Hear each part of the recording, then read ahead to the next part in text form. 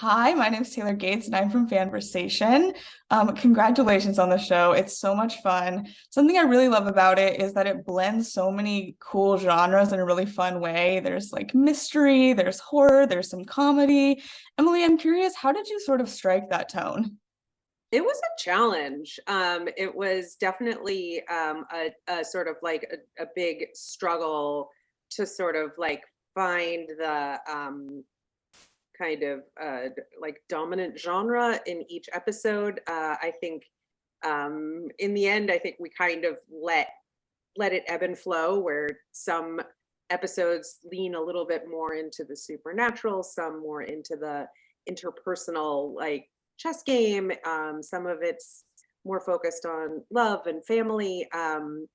And we were kind of given the freedom to do that, which was exciting. And I think what it yielded was a show that kind of defies genre. Like, you kind of can't put the show in a box and say it's a this or it's a that. It's like it's a new and original piece that kind of has a little of everything and something for everyone. And I think, a great credit to the actors and all the writers in the writers' room for finding ways to make certain things come forward in certain moments, and never let you forget that there is peril and danger around every corner, but you could also have like a fun night out or a great romantic moment or a jump scare, or it's kind of all there. Yeah, absolutely. And I've heard it said that this show is sort of inspired by like Hitchcock and that kind of vibe. Are there any specific references that you look to in order to like develop that sort of tone in that sort of way in terms of like other movies, like very classic sort of mystery, atmospheric, things like that? The reference we made the most often was to Rosemary's Baby, because that's another story that takes place in a building where like the building is a character, and where this sense of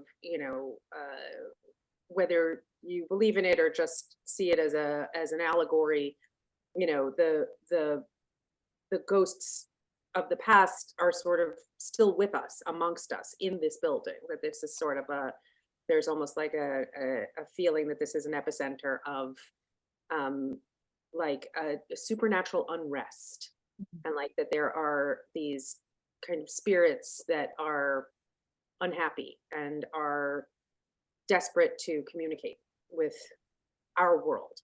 And I think a great credit to our production designers, directors, the lighting, the sound design, the music.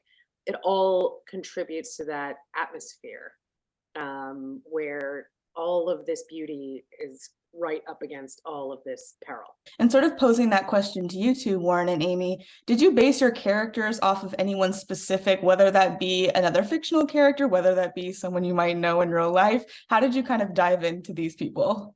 Gosh, it's I don't think I know anyone like Tori. Maybe I but for me, I think it was just about really trying to discover the specifics of who this person was and make her a real person. I loved like all the Downton Abbey kind of references, and getting in my mind, I was like, oh, which Downton Abbey character am I? But yeah, I think it was really something that we discovered as we went along with the show, about making these people real and making them feel like they fit in this world. And we had so much help from the scripts and the set design and the direction and the way they shot. The shots were set up so specific and with such intention that everything just helped add to this feeling of the haves and the have-nots, and giving us this sense of like wealth and authority and everything else that came with being these characters. Definitely. Yeah, I mean, I think for me too, it's about not basing it as much on a person as anchoring onto those core things. Like, he's a father, I'm a father, so that stuff's easy. And then understanding, from the very get-go, this is a man dealing with grief and he's trying to protect his son, all things I can really understand. And then, you know, we're fortunate enough to have this incredible writing that takes us on a journey, and when obstacles come our way and things and twists and turns. And then because of our show, the way it's set up, and because, you know, you go into it knowing kind of what it is, you don't trust anyone.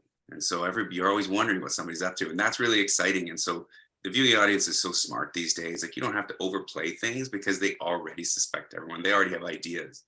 So hopefully we can take them along that bit of a journey and mess with them sometimes and give them what they want sometimes, and have a lot of fun with it.